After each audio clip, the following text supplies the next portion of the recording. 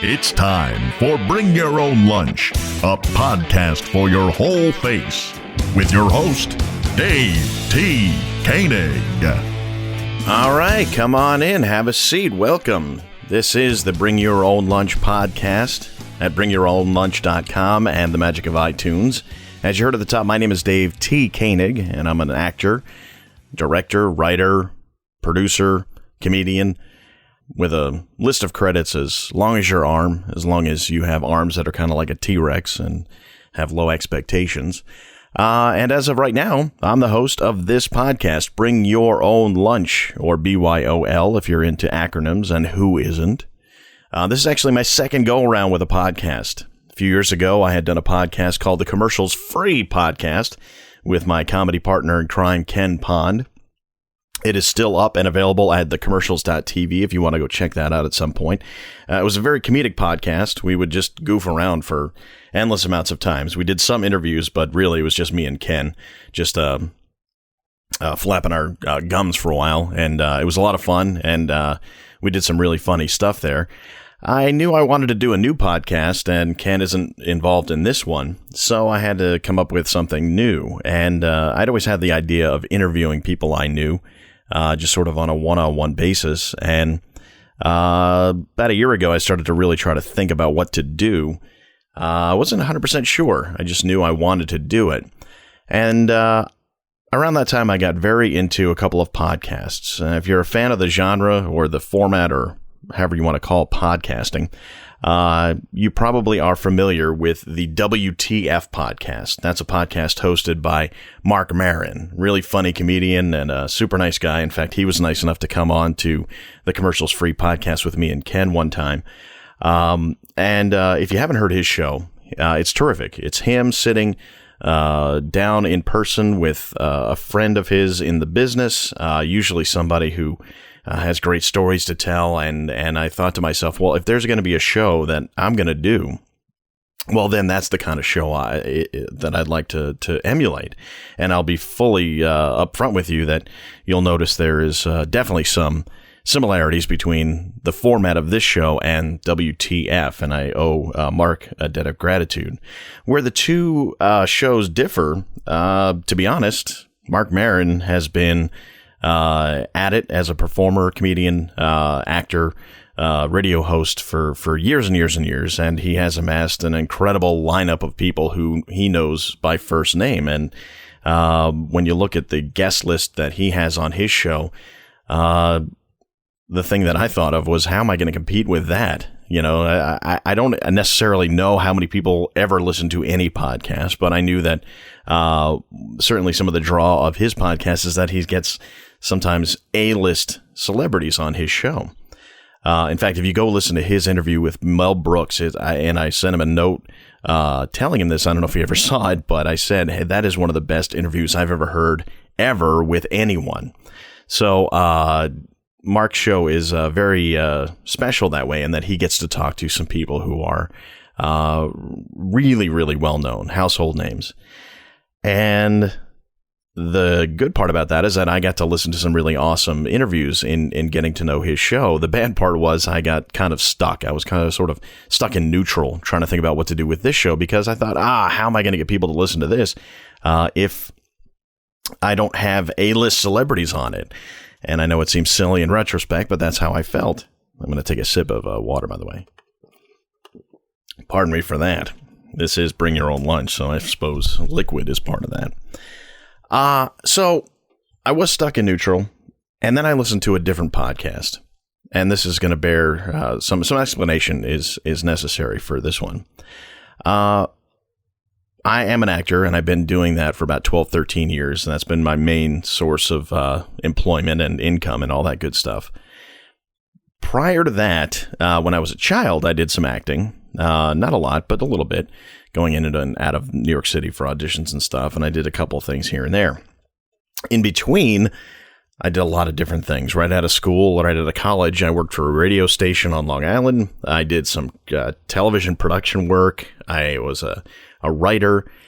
And what else did I do? I did traffic reporting on a cable network, which was the dumbest thing ever, and maybe someday I'll talk about that.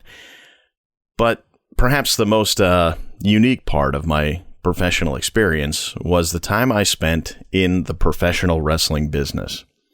This is true. When I was a kid, I was a big fan of wrestling, probably to an excess. I grew up watching Hulk Hogan and Randy Savage and all that.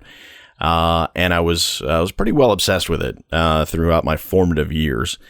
And it kind of stuck with me. And if you were a fan when you were a kid, or if you know anybody who was a fan when they were a kid, it's hard to stop being a wrestling fan once you were a wrestling fan when you're a child.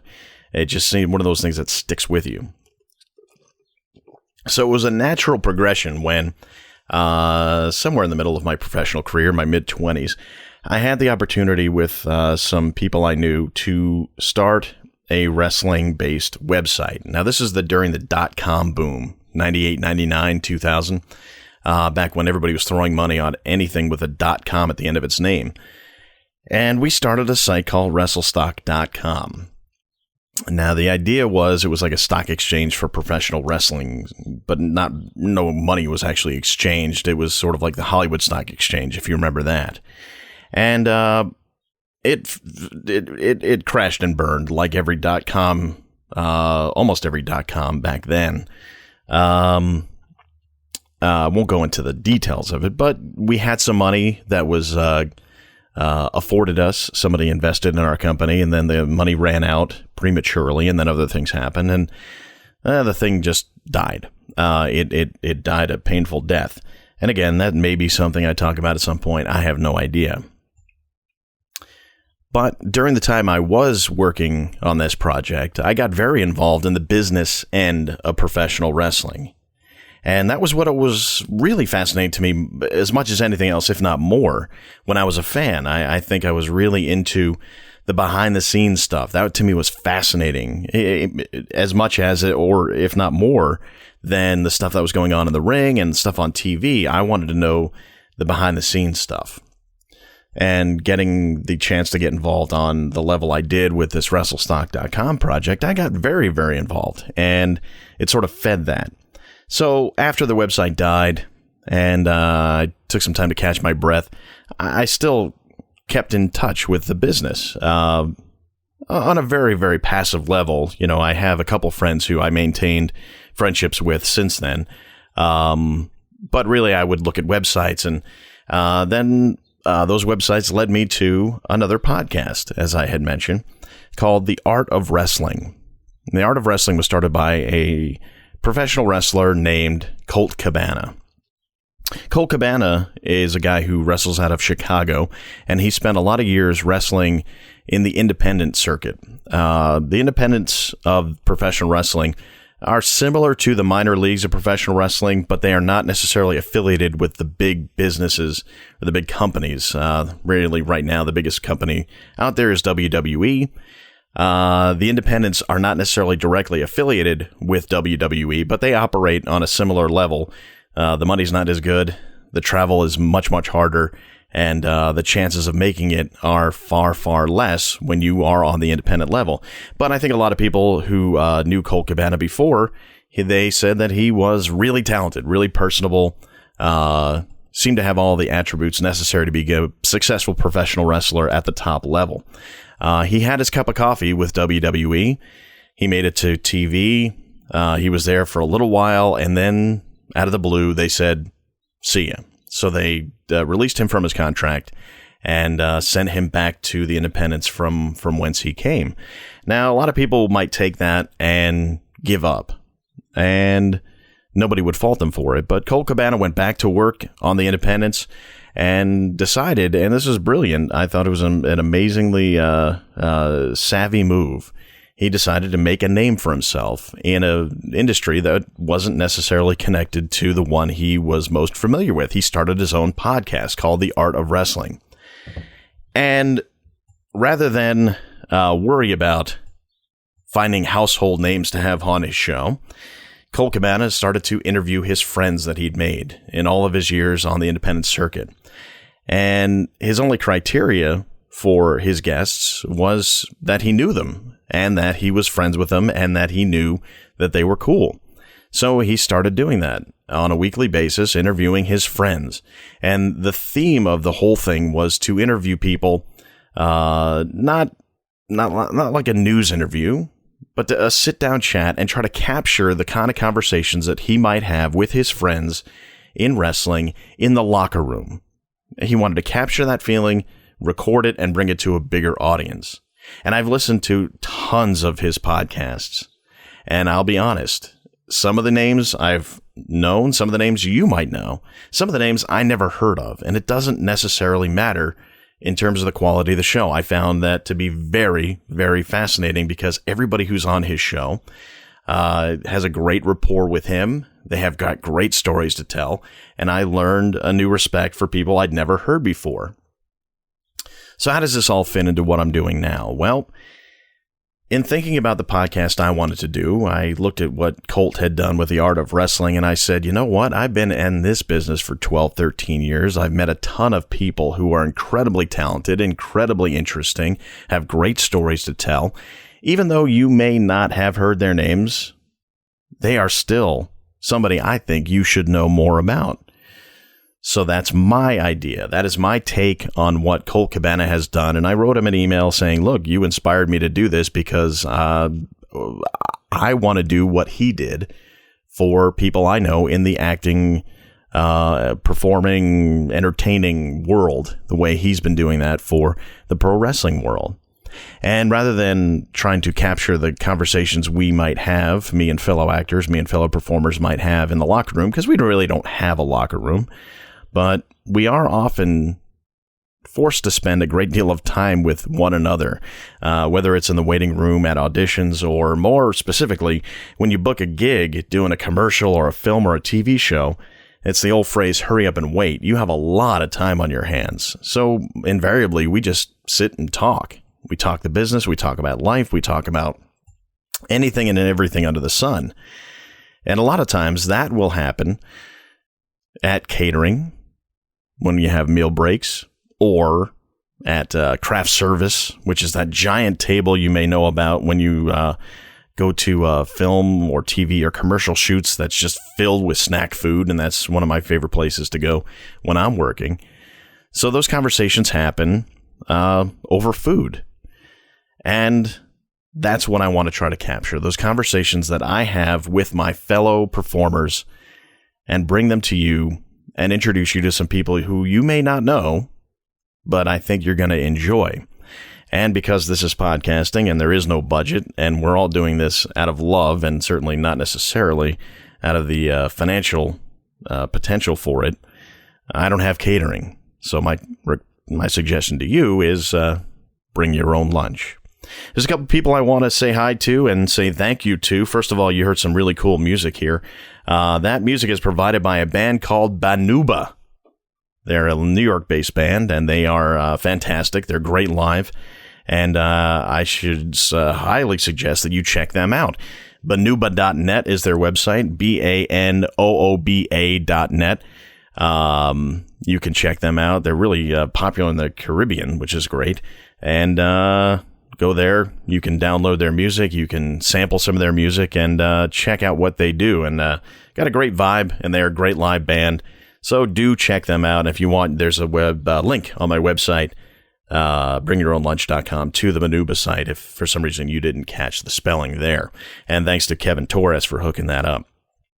Another sip of water. Foley work.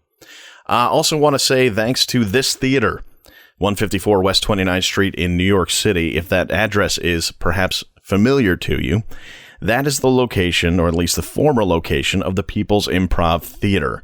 That's where I cut my teeth in improv and learned a heck of a lot, or at least long-form improv. That's where I learned that craft and performed a lot of shows. A few years ago, they decided to move the pit to an east side location and let go of the lease on the old place. And lo and behold, a few months ago, they they signed a new lease with the space at 154 West 29th. Same owners of the pit, Ali Faranakian and the crew. They have reopened the old pit as This Theater, and they're doing some great stuff.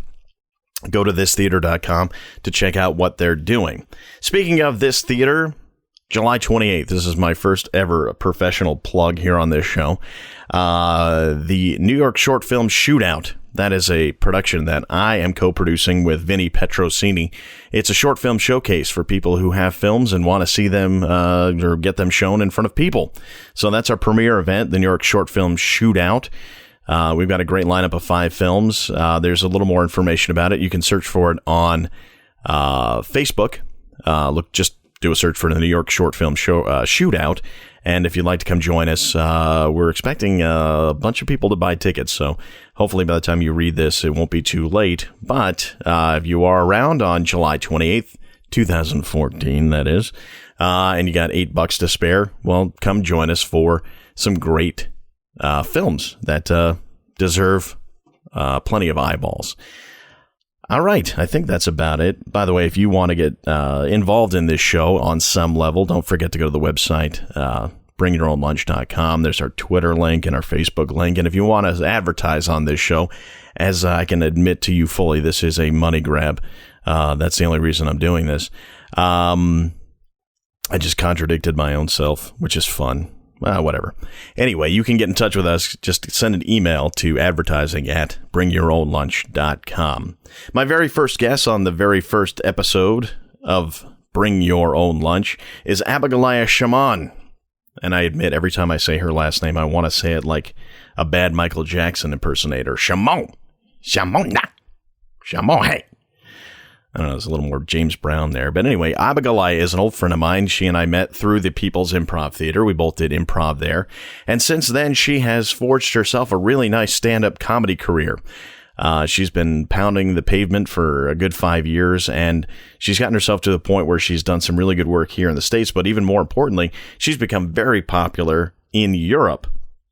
So much so that this week that I'm recording this episode, she is actually packing up her stuff, and she is moving to London.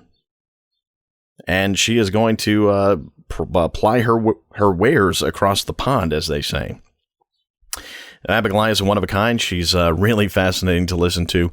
Very cool history, and it's not just her first name, which is certainly unique in and of itself.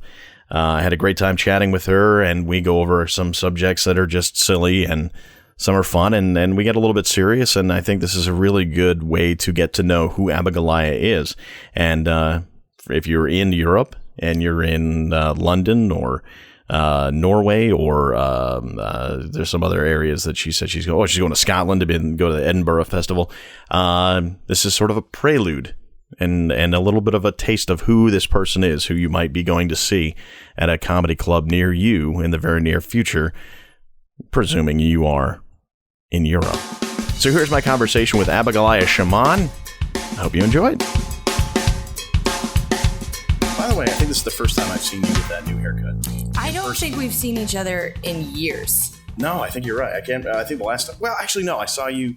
We did that benefit for the Sandy people. Yeah, so that was a year and change ago now. Yeah, and did you have that haircut? I had the haircut, but it wasn't bleach blonde then. It was still like sandy, normal. Turn to the side. Turn the other. Well, that side looks. Yeah. Okay. Yeah. So is that as much shaved? And just. Well, okay. We're starting with you. Okay. Abigoliah. Do you use the last name anymore? Schamaun, yeah, I use it. I can't drop my last name. That's too pretentious. I'm not Madonna. Yeah. No, you are no Content Floss. Yeah. Yeah. So, Abigoliah, you have what would have been called a punk hairstyle. I don't even know if they call that anymore. Yeah. Or I'm just old. Have you seen it since I had the tattoo on my head? No. I can't say. That's a thunderbolt, a blue thunderbolt on the left side of your head, and the other side of your head is just shaved, but you have, I guess, a natural cowlick, which throws your hair to the left. Yeah. Very cool. Yeah. What brought that on? Because I went to school for theater, and as an actor, you're always told to, or I was told to, like, keep my look very basic. Mm-hmm. And so you can be anything they need you to be. Yeah, you're sort of like khakis. Exactly. They go with everything. Yeah. And but who wears khakis? No, nobody wears khakis. But and kind of when I started doing a lot of stand-up, and I pretty much stopped auditioning completely. I was like, you know what? Fuck it. I'm going to cut my hair. I've always wanted to cut my hair. So just cut it all off. Good for you. I'm pretty happy I did it. And now that I've done it, I freelance with Paradigm and get called in for commercials a lot. There you go. Yeah, I haven't booked anything, but it's funny that now that I have a look, they're like, oh, we can do a thing with her. You know, I think that's what a lot of people don't realize is that when you get into any kind of performance, you do want to be adaptable. But at a certain point, it makes life much easier for the people who will give you opportunities like agents and managers and casting people. If they can look at you coming in the room and they say, oh, I know exactly who you are and exactly what you can be used for. And for me, obviously, I walk into the door and it's like, you know, schlubby guy next door. So I don't have to do a lot to change me. But I think people go to middle ground thinking that that's going to help them. But I think in your case, it proves that having a little bit of personal flair is a good thing.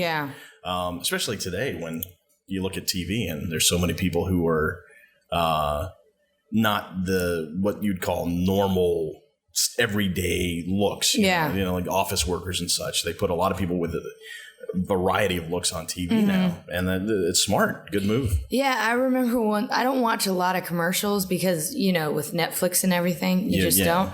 But I guess I was at my mom's and I was watching TV and a commercial came on where it was a dad at a grocery store and it was like, God, young dad has really changed. It has. Because it was like a hipster, like Brooklynite, like just like young, like I'm like, I'd date that guy. He can't be a young dad. Like that's exactly. And I remember seeing there was a very popular commercial where a guy had a baby at a party and he brought him into the bed to change him, and the baby decided that was a good time to go. And it's just like this torrent of fluid that was being ejected from the baby. But the guy, it really struck me, was like, I used to be young dad. I was like, you made so much money as young dad. Middle of the road. Like typical guy next door dad. And that's not what you see on TV these days anymore. And I guess it reflects our society as a whole. I mean, it also, I think, reflects the fact that a lot of writers live in Bushwick, but that's, you know, that's a whole nother story. But no, it is very true that you can't tag anybody with a specific label these days and say, that represents everybody who is a dad or anything like that. So, just getting back to the tattoos thing. How many tattoos do you have at this point? 1, 2, 3, 4, 5, 6, 7. 7. So I have a small one on my foot and a small one on the back of my neck. Those were my first 2. And then I have a lotus flower on my hip. I have a bird, a big red-winged blackbird on my rib cage. That was tattoo 4. The flowers on my shoulder. Those are my dad's favorite flowers. That's why I got those. Nice. Used to grow them in my backyard. And then the snake is the most recent. Yeah, that one I don't recognize at all. I'm trying to remember, like, certain people you remember exactly the day and the moment you met them. I don't have that for us. Now, we've known each other like probably years. 8 years, something like that. But I don't remember exactly when you and I met. I just know that we started to know each other, and then that was kind of it. I mean, it had to be at the Pit because we were both doing improv a lot. Yes. And but I don't even know. I don't know. Weren't you on an improv team with David Levin or you came up with those guys? Well, I don't want to make this totally about, you know, my story, but I was doing a level. Well, in case you're listening to this and you have no idea about improv, there are a few theaters in New York City, and they all tend to use the same system where you start at level 1 and you end up somewhere around level 5 or so. And I was in a level 5 class with David Levin, who is a mutual friend of ours, and a bunch of other people. And we were all starting to do shows as a group from that class. And I guess that's around when you started showing up. Because I'm not sure of the timeline either. I feel like David was one of the first Pit friends I made. Strangely enough. He's an interesting fella. He's just an interesting. And if you meet me and you meet David, you wouldn't think that him and I spent as much time together as we did. Although back then, and the reason I bring it up is because back then your look was, like you said, it was kind of middle of the road. You had long blonde hair, and I don't know if you had any tattoos at that point, but none that I could see. No, the back of my neck was tattooed, but I had long hair, so no one could see it. Right, and I did that, and then the second one on my foot says Reisen, which is travel for German for travel. Excuse me. Either way, I got that. While we knew each other, but they were such small tattoos, no one really knew. Yeah. And it wasn't like you were limping around and I said, oh, hey, why you're limping? And you're like, I just got a tattoo. So it was pretty quietly done, I suppose. Yeah. And then you kind of just decided, fuck it. Yeah. Am I allowed to curse? I've done it twice. Okay. No, that's fine. Podcasting, I don't know if the FCC is going to come down on us. I tend not to, but that doesn't mean you shouldn't. So, yeah. And, I wouldn't say, even if young people were going to listen to this, like who were like 8, that they would be very entertained anyway. Yeah. So I'm not worried about ruining the future of tomorrow. Yeah. But at what point? Well, first of all, like we were saying that we both did improv. We both did improv at the People's Improv Theater primarily. And then you decided to sort of branch off from improv and you started getting involved in stand-up comedy. Yeah. Tell me, take me through that. I mean, I like all things you just start doing, you start doing it on a lark, And I did a cabaret with someone, and she hosted it. Her name was Marissa. It hasn't changed since then. Well, sometimes they do. Yeah.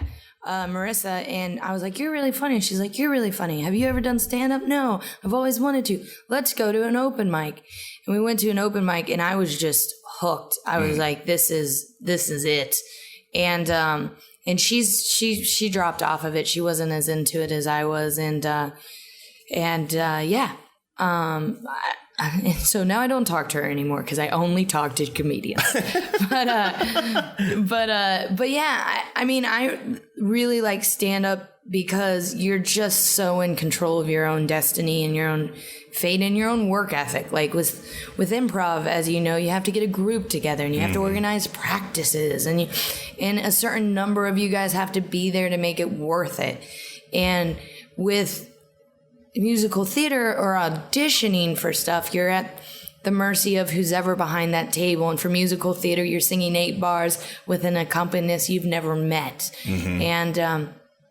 And I just really liked the autonomy of stand-up. Like if I get up tonight, if I write today, that's good for me. If I don't, that's my fault. Like I can't be like, this guy, if he would take our improv team more seriously. It's like either I'm taking it seriously or I'm not, That's true. That's true. What was your first experience? I mean, how did it turn out? And where was that? It was at the Pit. Oh, okay. I went where I knew. There are still open mics there at like 11 p.m. for stand-up. And Randy Perlstein was hosting it at the time, and that just blew up in my ears for a second. That's all right. I'm fiddling with playing. I'm playing as you speak. Anyway. Yeah. But I got off stage and thought I was amazing, and which you gotta do. You gotta have a certain amount of confidence in order to keep doing it. But yeah, I did like 2 or 3 minutes. I have it, and I taped it. I immediately put it on YouTube because I was like, I'm fucking good at this. Yeah. It's on lockdown now. You can't get to it. It's not good. I mean, it's cute as far as like a young person trying to figure out stand-up comedy, but sure. I actually just watched it a couple days ago. A buddy of mine is visiting from Australia, and he's sleeping on my couch, and him and I were showing each other our first stand-up videos. Oh, man. Oh, boy, how far we've come. That's when a relationship gets serious, when you start showing each other your first stand-up videos. Gigs, yeah. We're best of friends now. And, like, yeah, it's interesting. My content hasn't changed all that much. I still pretty much talk about myself and dating a lot. Mm-hmm. This next show that I'm doing for Edinburgh is a little different. Because I accidentally wrote a theme show where usually I just talk for an hour. And I accidentally wrote a show about how much I love my parents. Oh, That's the theme of your stand-up comedy show. Yeah. How much you love your parents. Yeah. That's probably the first time I've ever heard a comedian. Yeah. And you know what? When you say it out loud, it sounds like the least funniest theme in the world. You know what I mean? To just be like, they're pretty great guys. Yeah. But Vicky Kramer and Greg Schamaun, real characters, let me tell you. They're both a delight. Yeah. And I can't say a bad word about them. Have a good night, everybody. Yeah, all right. That was supposed to last for an hour. Whoops. Yeah. But no, the show. Okay, so I go to Edinburgh every year and do the festival. And when you do it, you do hour shows. A lot of people over there, a lot of stand-ups over there, they have what they call their club set where they just tell their jokes, and then they write a whole separate hour for Edinburgh. And usually they do base it on a theme, or they try to. Right. You know, but you have to submit your ideas. So like in January, the festival is in August. So by the time it gets to August, you were like, I was going to write something about, you know, I was going to do a whole show about Twitter and social networking, and now it's 5 minutes about Twitter and social networking and mostly about something else. Yeah. But, and they're not vetting that along the way. So it's not like you're not going to show up and they're going to be like, let's hear it before you go back on that stage. Yeah. I want to make sure every moment of this show is about Twitter. Yeah. Yeah, it doesn't happen like that. And but this year I accidentally wrote a theme show because my dad died 2 years ago, and a couple of months ago, my sister was going through his office, and she was like, "Oh, I found something in Dad's office that I think you'd want. I'm going to send it to you." And she sent it to me, and we never kept scrapbooks. Mm-hmm. It is a file on me with every I get all choked up when I think about it. That's all right. Every program from every dance recital, every ticket from every play. It has, and it's literally starts with like, it's a little mixed up now because I've gone through it so much, but it's stuff I made in school. It's he wrote down funny things I said as a kid. Oh wow. And it literally starts, the beginning of it is like my birth certificate and my baby footprint, and the end of it is my college review program. Wow. Yeah, and it's all of it. And so that's kind of, it made me all reflective. And there's some of it's just so weird and funny, like the things that I wrote down as a kid or said as a kid, just old pictures and, you know. What was the thing that you read that you had said that meant the most to you, like, or was funniest to you, or something like that? When I graduated from high school, and we did not have a good relationship at that point either, but we sat down, I might cry.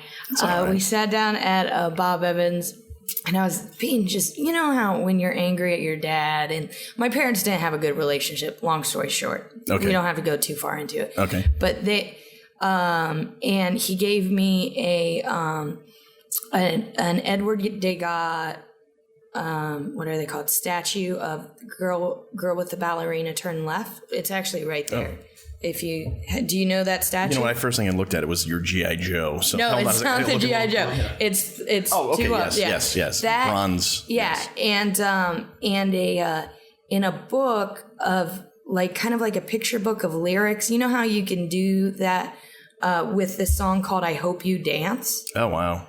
And it's a country song, which is not really my thing. It's pretty emotional, though. And it comes with a CD. And I found just a print off of the lyrics of that song in there. So I don't know when he found it and when he put together that he was going to find this book and give me, you know what I mean? Like there was some thought. He didn't just be like, "Oh, my daughter dances and I'll get this for her." There was clearly more thought in that than I ever thought there was, you know? So that was kind of like a emotional thing to see. And yeah. That's great. That's great. I think those times in life where you think you're really at odds with somebody, you don't look past that, like whatever is dividing you to realize that like there's so much depth between the two of you that what seems really tough at the moment in the grand scheme of things, Yeah. it doesn't really matter as much. And like right now, what I'm trying to do, and I need to work on it more and write it harder, is it like when I talk about it, it sounds more like it's based around my dad, but it's actually more about the show itself is more about my mom than it is my dad. Because in one reason why I want to do this type of show right now is I started talking about how cool my dad was after he died. Oh, yeah. And I don't really want to do that with my mom. You know what I mean? Like, That's smart. and it's so easy for us as performers and comedians to just, slag off our parents and be like, ugh, aren't they the worst? And it's Right. like, whether you had a good relationship with your family or a bad relationship, they've have more impact on you than most people you will ever meet in your life. That's true. With the exception of like someone like you who's gotten married and had kids, and so that's a whole different thing. But the nature of it is different. You know, like my life post kids is definitely about protecting their future. Yeah.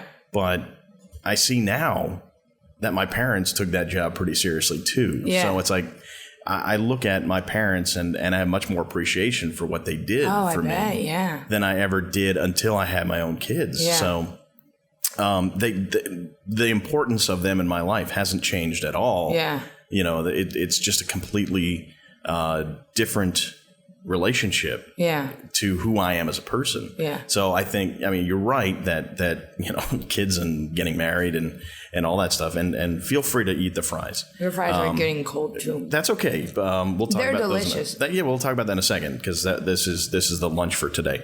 But no, I think it is touching that you are able to look past the idea that it's so easy to relate to other people by complaining about parents because everybody has parents. Yeah. But you're like, you wanted to say a statement that means something, especially about your mom. Yeah. When she can still enjoy it. Yeah. That's very cool. Yeah. Just by the way, Abigoliah is enjoying fries from Kennedy's Fried Chicken. Oh, is that where you across the street? Yeah. I'd never had Kennedy Fried Chicken, so I got this little sandwich thing and some fries, and I figured I'll enjoy the local fare. I want you to try the sandwich right now and tell me if it's any good. Okay. All right. This is happening. We're trying out Kennedy's Fried Chicken, which is across the street from where I live. It's the only one in Harlem, so now you'll know where I live. No, it's not. They're all over the place. Well, I know there's some downtown. And part of listening to this podcast involves listening to people eat a little bit, and that's what we do here, Yeah. We have these chats over food as a performer. So is it a good sandwich? That's my question. It is a good sandwich. Okay, good. Because one time I went there when I was drunk, and I thought they were going to be chicken strips, but they weren't proper chicken strips, chicken tenders. They were like the size of fries, and they were like, it was real weird and gross. Chicken fries kind of thing? Yeah, I was like, these have to be thrown out. Like, you didn't even wasted, I was like, this is disgusting. That says a lot. Yeah. But, yeah. No, it is good. And the fries, actually I haven't had a fry. I'm going to try a fry. Yeah, but we do, I'm sure you have had your fair share of conversations over food and drink. Yeah. It's kind of like the thing we do. Well, that's what this morning, around noon, my buddy Clark came over because I'm going to move to London, but I'm not going to give up my apartment. Okay. So I was going to get to that, but yeah, you're kind of jumping it, but let's talk about it. Well, I was just going to say he came over and looked at the apartment, and then we went across the street to Harlem Tavern and grabbed. He had wings. Mm-hmm. I had a veggie quesadilla, and we just sat at the bar. Part of me was like, "Why are we sitting at the bar? They have an outdoor area." Sat at the bar, not looking at each other, talking comedy. Nice. It was like lovely. That's what people do. Yeah. Yeah. Well, speaking of, I can go two ways. We can talk about London. I want to talk about London. But since I'm eating food now, that's what I have on my mind. Yeah. You, in addition to being a stand-up comedian, you have you've been involved in the world of health for several years. Yeah. How did you get involved in doing that? I started doing. I'm a Bikram yoga instructor. That's what I do. And it's Bikram? It's not Bikram? Yeah, I don't know. Oh, okay. I thought I've been saying it wrong, but I don't know how people always ask me how he says it, and I don't even know. I think he says Bikram. Okay. But you can say Bikram. It's not a big deal. I just read it phonetically, I think. Yeah. That's the only reason I say it that way. Yeah. It might be Bikram. I don't know. I've met the guy. You'd think I'd know. You met Bikram himself? Yeah. I didn't know there was a Bikram. Yep. Bikram Chowdhury lives in L.A. I'll be damned. In order to get certified, you go through a 9-week training course, and you take 2 classes a day, Monday through Friday, 1 class on Saturday, and you have Sunday to rest. And it's 9 weeks long, and you're also... Wow. Yeah. You do 100 classes in 9 weeks. And and then you also have posture clinic and anatomy and lecture, and it's exhausting. I have never been so thin in my life. I got real sick during training, and I couldn't eat anything. And so you must have looked fabulous. I came out of training and people were like, "You are amazing." I was like, "Thank you. I've worked out for 4 hours every day, and I haven't eaten since a month ago." That's helpful. It was like, yeah. But everyone's like, "You look so good." I can't. But yeah, I started practicing because that's what yoga is, a practice. Oh, I'm sorry. It's a practice. It's a practice. I started practicing yoga right when I got to New York. There was a studio on the Upper West Side. I used to walk past it going to school.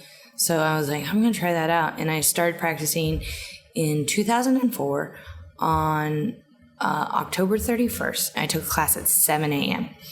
And I thought that the class was only an hour. It's not. It's 90 minutes, folks.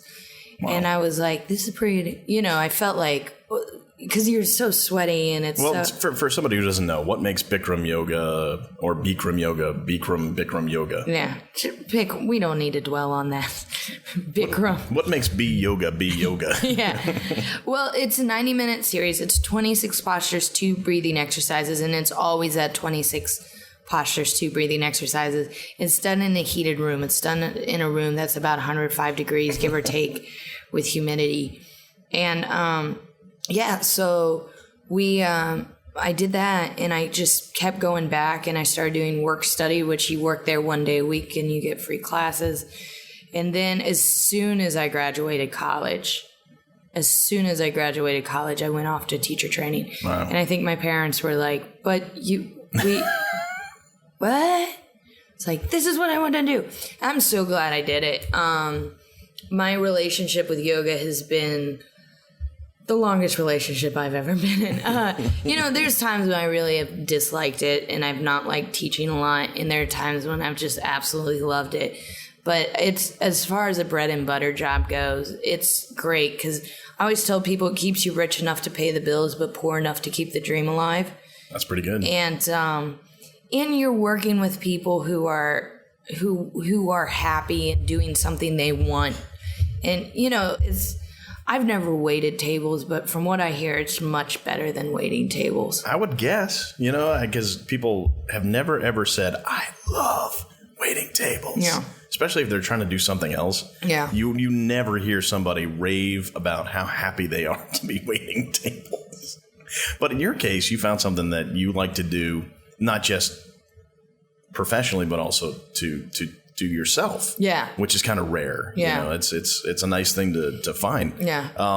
But what I think is always funny about you, and we've talked about this before, is the fact that even as somebody who's very involved in health, you don't give up a lot of the things that people do when they start getting involved in really like heavy duty practice of yoga or working out or something like that. So yeah, still eat fries, man. Yeah, I mean, you're sitting here eating fries, and that's very refreshing because some people take it too far, I think. Well, that's what when I first became a teacher was probably the hardest because I came out of teacher training, and I'm not a thin person. I'm quite a curvy person. It was probably, like I said, it was probably the thinnest I've ever been. But I had in my head that there's an idea of what a yoga instructor should be and look like. And I did not fit that thing. Yeah. And it kind of screwed with me for a little while. Huh. But no, I mean, I think as far as diets and stuff go, everything in moderation. I've done juice cleanses. I actually just did one for 2 days. And I don't think you should ever do a juice cleanse for over 3 days, because then you get obsessed with the weight loss. Jeez. And that's when it gets dangerous, because you will gain it back as soon as you start eating. I think the human body will do that no matter what, right? And of course, because the reason why I did one was because I just in the world of stand-up, I tend to drink more than I want to and not realize it. Like, I'll be like, oh my God, I've had a drink every day this month. And when I say a drink, I mean like multiple, and I'm like, all right, well, let's just I use juice cleanses as a reset of just like, let's put a lot of clean things in my body and then we'll be fine. Well, I guess that would be an actual detox. Yeah, it's a detox. I don't do it as a fast. Right. I'm not like, I'm trying to get down to X amount, right. But as far as health goes, I think everything in moderation is fine. More yoga teachers are like that than you think, at least in the Bikram community. Some are very strict. And if that makes you happy, if that's your best way of living is to be 100% vegan, organic, whatever, do that. But, that's, it's like religion. I don't care what your religion is. Just don't talk to me about it. Just don't. Just, if you need to pray before you pray, but don't drag me into it. Yeah. Yeah, I think that's fair. I think that's a fair way to be. Yeah. And I've known you for a while, and you've been doing the yoga thing for how long? Teaching since 2008. So that's 6 years. And even though you and I have gone through stretches where we haven't had a lot of communication, I think this is the second time we've ever talked about yoga. And I'm sure and everybody knows somebody who gets really involved in something and that's all they'll talk about. Yeah. But you got very involved in something and you haven't just made that your entire existence, which is very cool. I think. Well, it's like I talk about comedy with comedians. I talk about yoga with yogis, Yeah. I don't, yesterday turned out to be a really cool yoga day for me. I went, I taught class, I ran an errand, I went back up, I took class, and then one of my colleagues, he's moving to San Francisco, so we all went out to a bar and had drinks to see him off. And then one of my friends, we were both like, we're really hungry. And she is vegan. And I was like, do you want to get something to eat here? And she's like, we looked at the menu and she's like, there's nothing I can eat here. Let's go up to my place and I'll cook us a dinner. And she made us this awesome, I took a picture of it, awesome green, meal. So that was just a lovely day of health and fitness and whatnot. And, but yeah. And then tonight Clark came up here. You're here. We're doing a podcast. I'm going to go host an open mic. Then I'm going to meet up with my buddy Peter, who's a storyteller, and drink whiskey all night. There you go.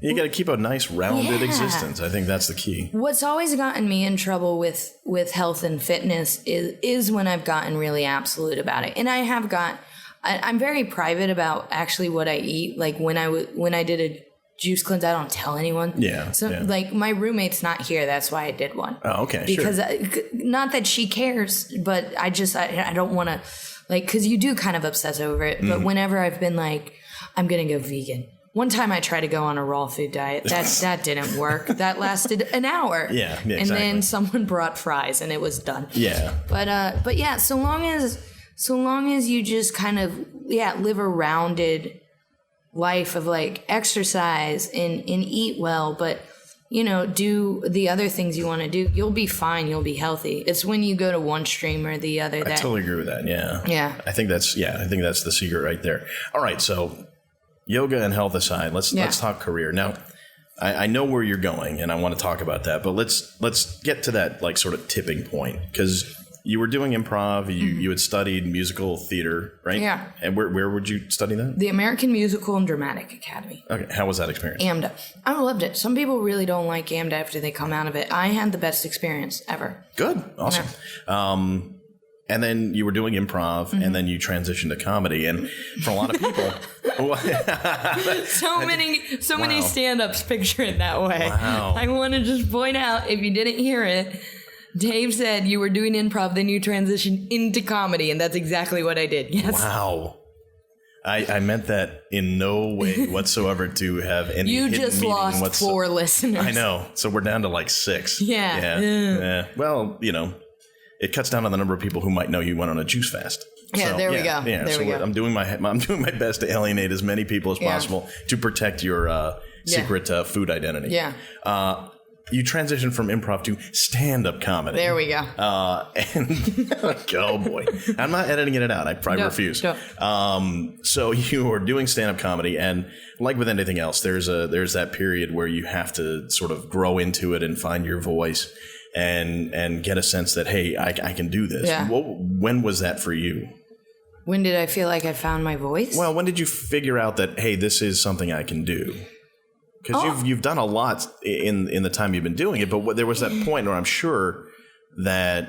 I mean, I felt at home doing it almost immediately. Like, I still do new material nights or even not new material nights and bomb and don't do well. Like, it still happens. But when did you get signals from, like, the universe that, oh, hey, this is a direction I should be going in? Or did you ever get... I don't think I got signals from the universe. I just kept doing it. Mm-hmm. I remember... when I first started, I ran into a comedian named Nick Turner, and he told me, I was like, oh, I just started to do stand-up, and he was like, well, when you reach 100 shows, you let me know, I'll put you on my show. And he never did. It was called School Night, and but I started counting my shows. I know how many shows I've done up to this point. Oh, cool. Which right now I think it's 1,350. Do you have it written down somewhere? Yeah, I write it in my notebook. That's how I know. This is off the top of my head. No, every time I do a set, I write. So you've done over 1,000 shows. I've done over 1,350. Wow. Yeah. Over how long? When did you start? 2009. So I think my comedy birthday is June 17th, I think. Wow. So you are right about 5 years, and you've done 1,000 shows, which is 200 a year. Yeah. That includes open mics and stuff like that. So some people think that's not a lot at all. Some people think that is a lot. It depends. Some people get up way more than I do, but I just know how many shows I've done. So I remember when I hit 50, just being like, oh, cool. Like, I like that I've counted. I like that I know how many I've done. Well, it kind of does go to show that the benefits of being in a place where you can do that many shows over 5 years. Because I'm sure somebody who's living not close to all that many venues can't get that kind of stage time in that amount of time. Yeah. So. And there are people, like when I've gone over to Australia to do shows, like they have really great comedy festivals, but between the comedy festivals, there's not as much opportunity in New York. So the fact that I've done that many shows to them is like insane. To a New Yorker comic, they're like I feel like everyone I've ever told thinks they've done more than me. No one knows, but I feel like everyone's like, you've done 1,003. Probably done 2,000. I was like, have you? Except one guy, Adam Newman, he's a comic, and he's done Letterman and stuff like that. He counts as well. He knows how many he's done. And him and I were talking about it once, and what he really likes about it, and I was like, oh yeah, now I remember this whenever I get nervous, like, He has done this over 3,000 times. He's like, so he's like, whenever I get nervous, whenever I'm scared, like when he did Letterman, he's like, I have done this 3,000 times. Yeah. Like I know how to make this happen, you know? Yeah, no, it makes sense from that level too. Yeah. But I guess anybody doing anything, if you really truly counted how many times you did it, if you're good at it, you're going to find those numbers probably stack up. Yeah. It doesn't matter, whether you're talking comedy or making meatloaf or something. But at what point, after how many shows did you get opportunities to do stuff like Edinburgh? I applied for Edinburgh immediately. I went over and did the Edinburgh Fringe Festival. So they have shows that are in what's called the top 4 venues, which I'm in this year. No big deal. And that's a big financial risk to go into those venues. And I started to do the Free Festival, which what it is you put on a show the venue does not charge you. You do not charge the people. And at the end, you pass a bucket. And you can make your money back plus doing that. It's a really good way to go get your feet wet with Edinburgh. I did the Laughing Horse Free Festival. I cannot recommend it enough. Oh. It's programmed by a man named Alex Petty. And I did that my first year of comedy. I started in June of 2009. In August of 2010, I went to Edinburgh and I did my first hour. And that's unheard of. People don't really do that. And I don't recommend it, but I would never take it back. I learned a lot. First of all, because I had been on stage so much in my life already, I was very comfortable on stage and I was very likable. And I got away. I know that sounds kind of full of myself. Modest, yeah. Yeah, and modest. But no, I got away with a lot because I was good. I looked comfortable. So if the jokes weren't going well, it was like, well, she looks like they should be. So yeah, I think a lot of it, not to derail what you're saying about your experience there, but I think so much of it is psychology. Performance is so much psychology. Yeah. And if you say something with confidence and you sort of own the room, people will like fault themselves for not laughing before they'll fault you for not saying something that's funny. Yeah. Whenever I have a bit that isn't really working the way I want it to, in my head, I'm always like, if I just say it harder and smile more, I think they'll get it, which is not really how it works. But sometimes it's like, just wait, they'll catch up. It's like Jedi mind tricks. Yeah. You know, some of them do work. Yeah. Yeah. So you've been how many times to Edinburgh? This will be number 5. Number 5. So 5 years of comedy, 5 years of Edinburgh. The reason why I wouldn't take it back is I threw myself into the fire very, very quickly. So I got to see a lot of international comedy that I wouldn't have known about otherwise, and I got to do shows with comedians who were way better than me real quick, and yeah, so it just I am a better comedian. I think being there for a month progresses me a year. In 1 month it makes me a year better. Does that make sense? I can see that, sure. You know what I mean? Because it's like comedy boot camp. Yeah. And I don't think I would be doing as well if I hadn't gone to Edinburgh.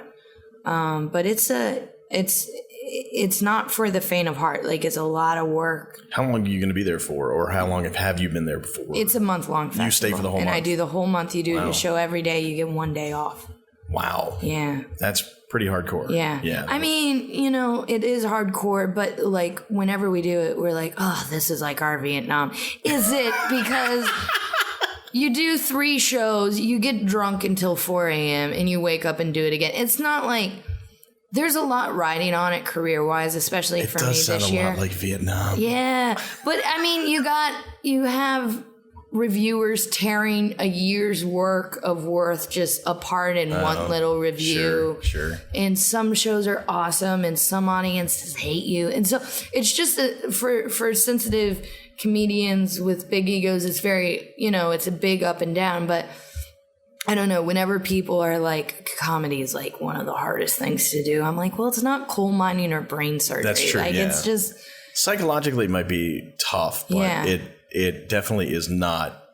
Yeah, like coal mining is a good example. Yeah. Like, I mean, I know it takes work, but I try not to delve into like, oh, comedy's so miserable. I was talking to a friend about this before. He was like, I don't think it's miserable, but it can be lonely.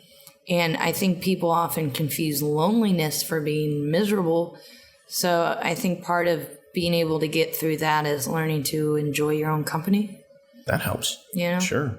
Have you had any, have you caught any flack from other comedians because you progressed so quickly, or? Well, I haven't progressed quickly over here. Right. That's why I'm leaving. No one's really said too many negative things to me. If people are saying negative things about it, they're saying it behind my back, which is probably happening. Not because I think people have a problem with what I do, but just because people like talking shit. And yeah, but that's what they're going to do anyway. Yeah. So but they haven't prevented you from playing the old reindeer games. No, I don't think anyone stopped me from doing anything. No one's ever been anything but nice and supportive. Like I started applying for a visa in March. Yeah, well, let's get into that a little bit. Okay. So, Edinburgh, and you've been able to do tours to a bunch of different countries. That I know. I've been to Norway twice. I'm gonna go to Denmark in fall. I've been to Australia 3 times. Like, how did you end up hooking those up? Through Edinburgh. People saw me at Edinburgh, and that's one reason why I like that festival, and that's one reason why I want to move to London, is I get these opportunities from this festival, and sometimes I have to say no because I'm like, I can't fly. You know what I mean? I can't fly from America to Denmark to do your show because they're like, we'll cover your costs from London, and I'm like, I don't live in London. Oh, okay. So there you go. So naturally, the progression is for you to set up shop in London. Tell me through that thought process. It's been on my mind for a while. Like, kind of last year after Edinburgh, I got nominated for an award. I had a really good run. I got nominated for Best Show by Funny Women, which is this women in comedy organization. And I know this sounds stupid, but I think part of the reason why I didn't win, I don't know everyone else's show, but they're not going to nominate someone who doesn't live in the UK. Interesting. Because they're not going to nominate someone who can't headline their shows. Okay. You know? Sure. Or excuse me, they're not going to let someone win who, you know, because it's all done by a panel. Anyway, I think that's also a great organization. I'm not slagging them off, but I am a little bit. They've nominated me for 2 different awards, and I haven't won either. I hear they do really good improv. So, say what? I hear they do really good improv. But anyways, and I came back, and it was just like some of my friends had gotten opportunities over here. While I was gone, I came back and I'm like, I did this and I did this. And it doesn't translate into the American business of show. Like, the skill set I have is clear. But the success doesn't make industry here care about me.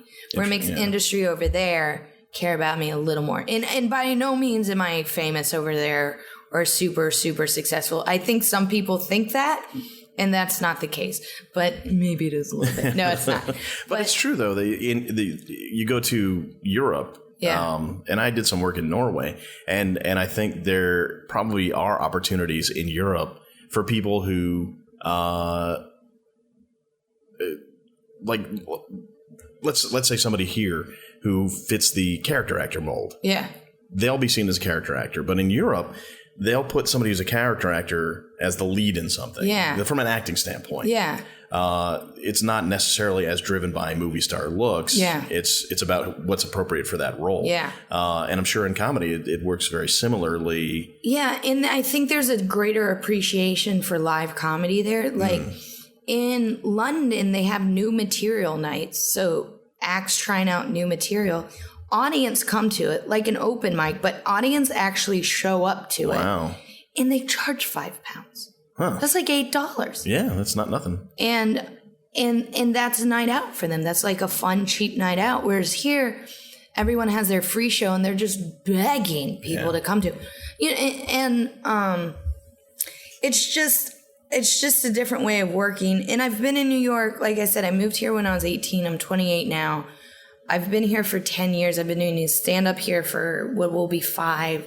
I just need to switch it up a bit. I just need to get a little uncomfortable. That's great. I mean, if you have the wherewithal, you have the opportunity, and you have the freedom. Yeah. You're still young. Yeah. You still have life ahead of you. So why not take advantage of the ability? Yeah, that's another thing too. I don't have a significant other. I don't have kids. Like, one of my friends is a cabaret performer from Australia, and he really wants to do it, but he has a wife and a son. He can't just It's hard to pick up. I know from experience that it's hard to pick up and relocate, and even to just travel takes its toll on the family. Even though my family's really supportive, when you do it, you're like, oh man, there's a lot of mechanics to have to work out. Have you ever thought about going to LA or something? Well, yes. And we that's always sort of in the back of the mind because there's so much opportunity out there. But it's got to be done the right way. You know, I can't just pick up and couch surf for 4 months, hoping to see if things kind of work out. It's got to be a plan. Yeah. And you can't do anything in life when you have that much, there's so many people relying on you, like two living creatures who can't just take care of themselves. Yeah.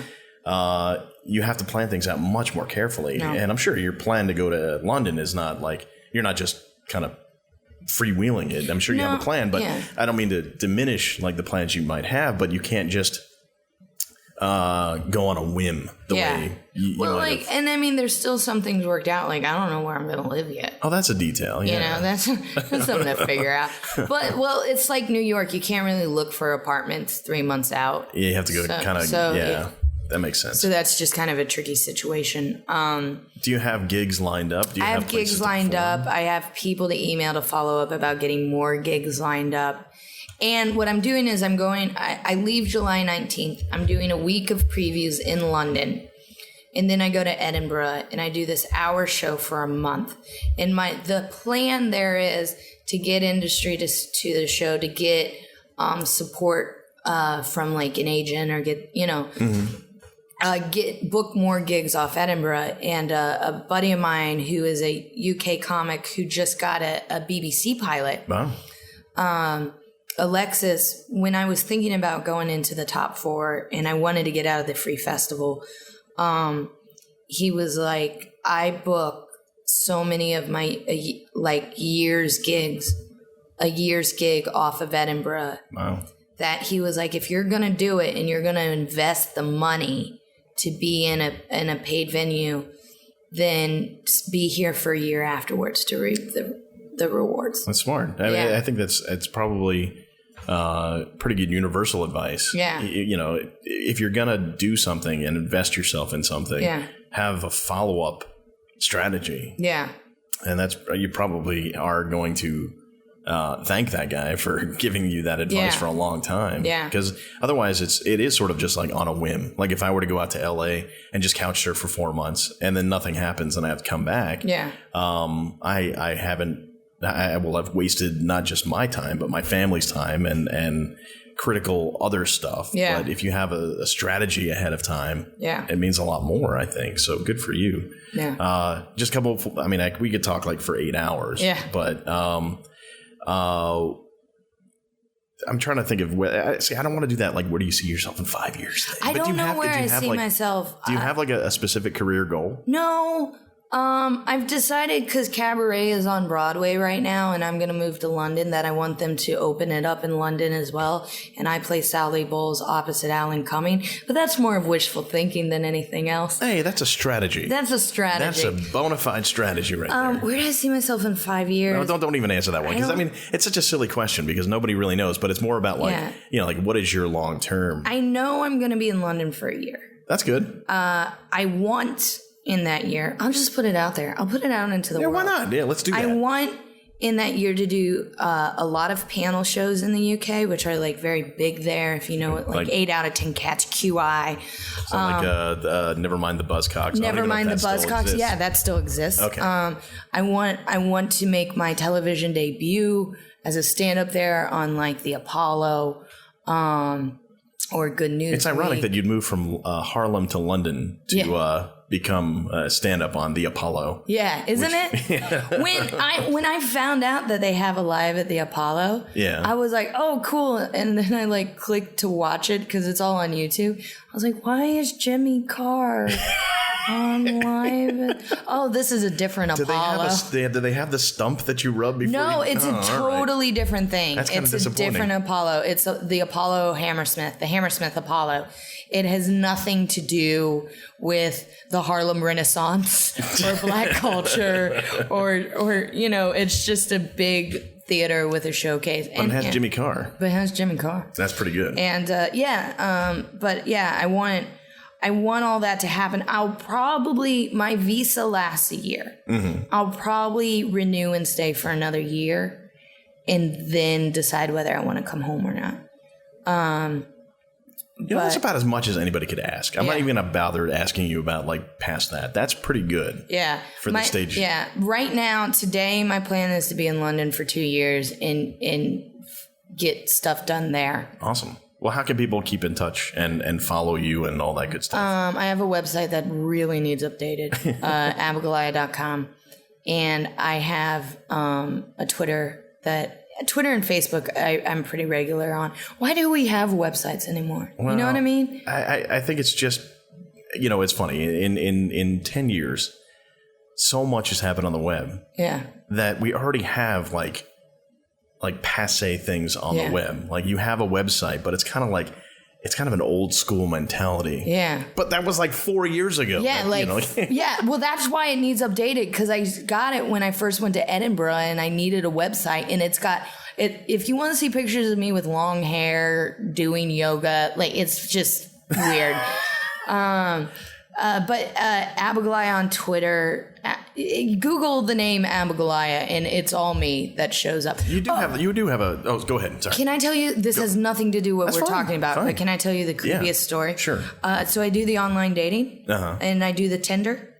And the way Tinder works, Tinder's the one that just like for hookups, right? Right. This is why I have to explain it to Dave, because he's a happily married man. Yeah. Tinder works. If you like the person, you swipe right. If you don't, you swipe left. You can go on dates. Most people use it for hooking up. Okay. On my Tinder, it's like a few pictures of you, a sentence, and your first name. And I had Abigoliah as my first name. Okay. If you both swipe right, you match, and then you can chat with each other. One time I went to work. This happened a couple days ago. I went to work and there was this guy there, and the work study was like, he wants to talk to you. And I was like, okay.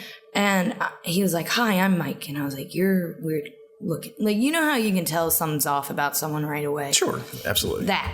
And I thought it was some student wanting to talk to a teacher about classes or whatever. And he was like, I found you on Tinder. And I thought you were so beautiful that I just thought I would take a chance and come to your place of work and ask you out. Here, I brought you a cake. And he pulls out this little angel cake on this crystal platter, bows down and hands it to me. And it's me and this other girl just standing there. And I'm like, thank you. I just started dating someone. I just started dating someone. I'm not interested. You should leave. And he was like, okay. And you could tell he's disappointed and embarrassed because this did not go the way he thought it would. I would have guessed not. But, and then he's like, I just want to tell you this one thing and you can use this. So he knew I was this comic. And he was like, I'm 25 years old. And I was like, you have to go. This is my place of work. This is not appropriate. Really? You have to leave. And I went through my Tinder to see if I ever matched with this guy. And looking at him, not my type. We never matched up. He found where I worked because my first name is so Googleable. And where I work is not on the first page of Google. It is not. Right. You have to do some research. Yes. Found out where I worked, and I told my boss what happened because he was there after class. I was like, this happened. I do not know this person. If he ever shows up, please make him leave. And my boss was like, big guy, long hair. And I was like, yeah. And he goes, yeah, he's been coming in every day for like 3 days looking for you. Oh my God. Yeah. I guess there's I haven't seen him since. I don't think I'll ever see him again. I think it was very clear, but that's good. And if I did see him again, I'd be scared. Wow. But I guess there is a double-edged sword to having such a unique name that I don't want to see him again. If he's listening to this, I don't want to see him again. Yes. But yeah. We can probably recommend several people that you probably will enjoy much more than Abigoliah. Yeah. Just contact me and I will send them. Don't contact me. Don't contact me at all. And if you've ever wronged me, now you've got someone coming to visit you at work. There you go. There you go. There you go. So, but yeah, it was just the weirdest. So where can everybody? What is your Twitter so that everybody else can find you? My Twitter is Abigoliah. I'm no longer on Tinder. I deleted that. You're Mary Smith on Tinder. Mary Smith on Tinder. No, it's at Abigoliah, ABIGOLIAH, and I tweet all the time. So that's really probably the best way to. That sounds good. Yeah. And just real quick, Abigoliah. Schamaun. No. No. There's so many things we could have talked about, but Yeah. I wanted to talk about it. Abigoliah comes from. Oh, it's a nickname I got when I was a little kid. Did you know that? No, well, I think I saw you answer that question once before, Okay. but go ahead. I used to go to a summer camp that was all about green living and, camping and outdoor summer camp, make dream catchers. And one of the counselors started calling me Abigoliah, and I was 11. So I was like, that's my name now. Was it based on anything, or is it just My real name's Abigail. But they just came up with Abigoliah? Yeah, just to be silly. And Do you know who that person is? Her name's Molly Sargent, and we used to be in touch at one point via Facebook. I don't know where she is right now. Marley Sargent, you just helped Abigoliah. Yeah. Massively. Yeah, and she she just meant it as a silly thing during 2-week summer camp, and I was like, this is it. That's great. This is my name. And and that's the name of my Edinburgh show. If you're listening and you are going to be in Scotland, the name of my Edinburgh show this year is Abigoliah Schamaun. It's pronounced Abigoliah Schamaun. Well, thanks so much for doing this. Thank you. This has been a lot of fun. You're awesome. I'm going to eat more fries. Eat more fries. I will. Well, there you have it. Abigoliah Schamaun, one of a kind, and really funny, really fresh perspective. And I think is in for some really big things over there in London. Abigoliah, wish you the best of luck, and I thank you for sitting with me before you take off on the big old aeroplane. That does it for our first edition of Bring Your Own Lunch. Thank you for joining us. Don't forget to check out Banuba at banuba.net. Thistheater.com, 154 West 29th Street, to see the shows that they've got going on there and the opportunities for artists that they are providing. And also, don't forget to join us, bringyourownlunch.com at BYOL Podcast. Hope you will follow us. Find us on Facebook. And I will be back next week with another great guest. I hope you will come join us. Stay tuned for Jimmy Jack's Cow Punch Hour, followed by Mansoor and the Fish. This is Dave signing off. I'll see you next Tuesday.